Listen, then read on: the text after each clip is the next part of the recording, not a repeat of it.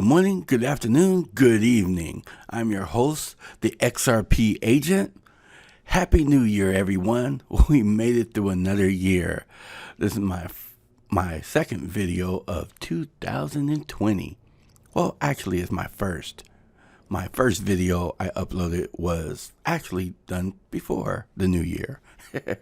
So let's get into it. I'm at Live Coin Watch. And there's blood on the streets, everybody. BTC dominance is at 69.15%. Bitcoin is down at $6,981. Ethereum, $127. And XRP, the digital asset of this century, this decade, for all time, is at 18 cents, excuse me. Wow. So, I'm just, like everyone else, just trying to be patient, wait until everything falls into place. So when XRP starts making that move, I'll be strapped into my rocket. But just a few minutes ago, let me back up a little bit. When I do my videos, I try to be upbeat, always try to show enthusiasm, but sometimes life just knocks you down. Had a transaction I was working on, fell through. And I'm like, man, when you have a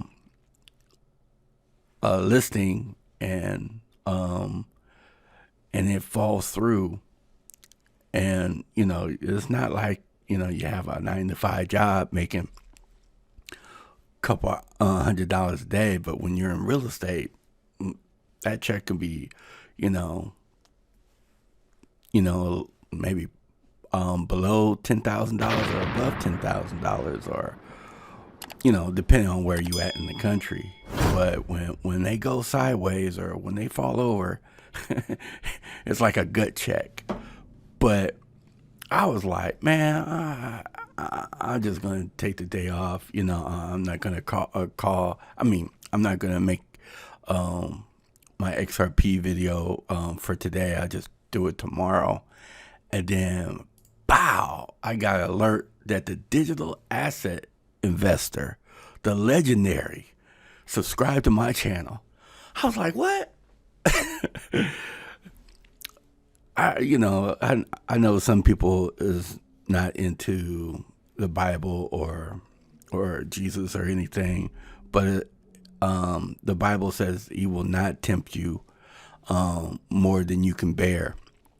So it's like, it's like Rocky, you're almost about to give up, and then you get that second win. So when I got this, and look, see, 8 minutes ago, as soon as I saw this, I was like, I'm going to make my video. So, hey, to you, digital asset investor, thank you. And thank you for the digital asset, digital asset, the digital asset insiders, yeah. So I need to look into my emails, but I log in from time to time. But I just want to say thank you for all your information that you put out there, and it helps us understand XRP more, the cryptocurrency more. So you, Brad Kimes, digital asset investor, and Mr. B XRP, also too, I was on Alex Cobb's video today, and I just wanted to see if he was going to mention the issue last year. I'm not going to really bring it up too much, but he said that he's not going to talk about it.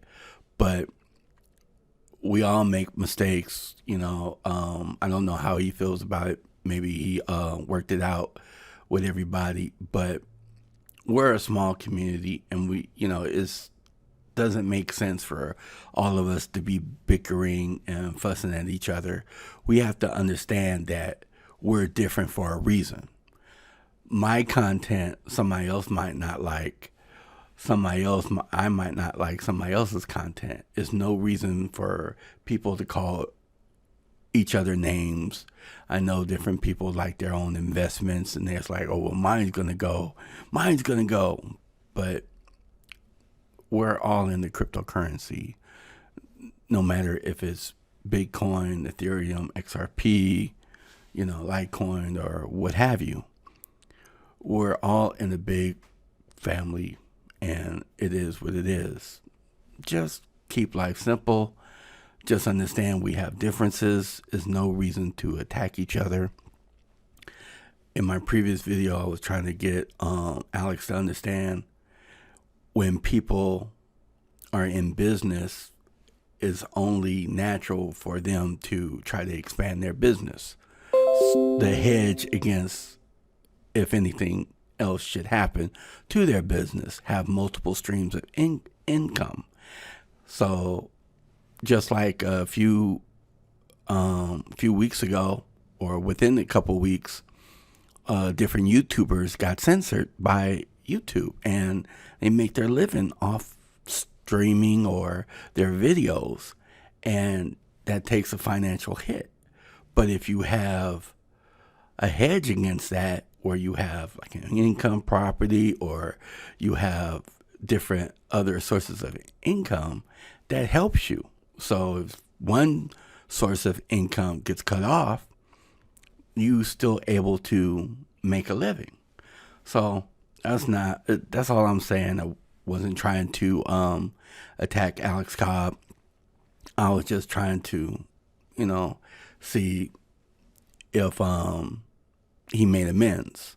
So that's up to him. But I just hope everybody works together and work things out. There's no reason why people throw shots at different people, because I know everybody in the community have thrown shots at each other some form or fashion, and it's silly. Just keep life simple, move on, because the Ripple company is looking at us, and when we act silly or immature or accuse other people of things that they're not doing, only to try to bring more value to the community, we shouldn't attack them, because the company looks at us, and that's one of the reasons why I feel that they invited most of the top ranking YouTubers to swell, because we act more mature than the other cryptocurrency groups, in my opinion. So let's stay at a higher standard and keep life simple. And in 2020, let's all rise up like Sam I Am, the boats. Once the tides start rising, let's all rise together. So that's just my 2 cents, my little rant. But if you're not subscribed to the Digital Asset Investor, subscribe to the Digital Asset Investor. I'm subscribed. Make sure you ring that little bell so you can get alerted every time he does a video. And also Brad Kimes and Mr. B XRP. And you can see, everybody. I got Alex Cobb. I can't pronounce that name, but CKJ, Crypto Mike, Brad Kimes, Venture. We're a whole big happy family. So keep life simple, and let's get into the news, shall we? Boom. So, I am Legion. I like what he states. Ripple working with 40 to 50 central banks and governments. XRP used at enterprise level. And people still trying to convince you that Ripple XRP is dead. And then he got the animation. Man, I love this animation. That's why it's my my animation for my start of my channel. And we have the HODL style. Excuse me. Brad Garlinghouse, CEO of Ripple, talks about the role of XRP plays in MoneyGram business. Let's watch this, shall we? And if I understand correctly, MoneyGram is actually using XRP in its transactions, which marks a big evolution for you because there are some financial institutions who are using Ripple but not actually XRP. Can you explain how that evolved and how that's going? So I think, a lot of times, I talk about the more than 200 banks and financial institutions we're working with, most of them sign up and engage us on a fiat to fiat basis. Dollar to yen, dollar to Mexican peso, dollar to Argentinian peso. And that's because that's how the correspondent banking network works today. In effect, some people describe what Ripple's original product and initial product is called kind of SWIFT 2.0. SWIFT is what correspondent banks use for messaging to debit and credit the pools of liquidity. And when I say pools of liquidity, I mean like pre-funded accounts. The Bank of Jen and the Bank of Brad would have accounts at each other's banks, and you might be Mexican peso, I'd be dollar, and we debit and credit those with messaging. That works if the accounts are pre-funded. And what we have found is there's more efficient ways to manage liquidity.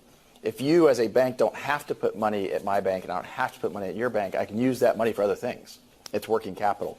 MoneyGram, as an example, has several $100 million of negative working capital. They're a public company. That's material to their business for sure. If by working with them, they can reduce the amount of pre-funding, that is very accretive to how they think about the use of capital and what they can do with that if they didn't have that negative working capital out there. Couldn't say it better myself. So I believe he's talking about Nostro Vostro accounts. So once all the banks get in line and start using it, I believe since it's the new year, the banks could start custodying cryptocurrencies, mainly XRP, to use their instant payment rails. Well, I talked long enough. This is the XRP Agent. Keep life simple. And until next time, later.